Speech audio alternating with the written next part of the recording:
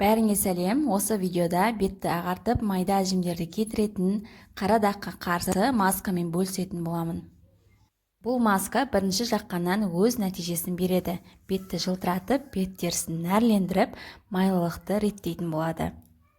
Достар, менің каналыма тіркелуді ұмытпаңыздар, пайдалы видеолар шығатын болады. Кез келген масканы жасар алдын міндетті түрде бетті тазартып аламыз. Біздің маскамызды жасауға бір жұмыртқаның сары бөлігі, 4 штук аспирин, 1 шай қасық сода керек. Жұмыртқаның ақ бөлігі мен сары бөлігін екіге ажыратып аламыз. Бізге тек сары бөлігі ғана керек. Барлығын қосып, жақсылап араластыратын боламыз.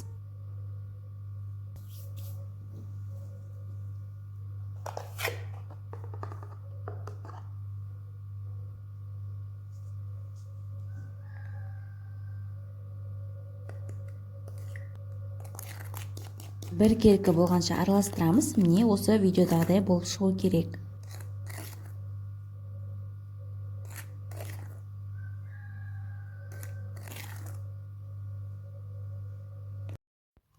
Таза бетімізге бір келкі етіп жағамыз және маска таусылғанша үсті-үстіне жағатын боламыз. Масканы жасамас бұрын міндетті түрде аллергияға тексеріп көріңіздер. Масканы 15 минут ұстаймыз, 15 минуттан кейін жылы сумен жуамыз. Бұл масканы аптасына 1 немесе 2 рет жасауға болады.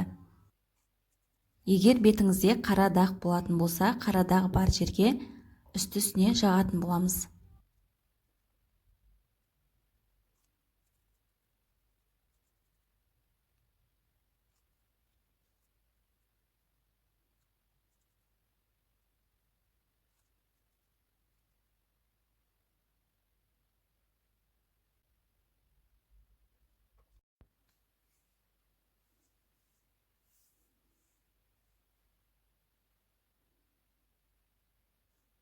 Бетте 15 минут ұстап, 15 минуттан кейін жуып келдім.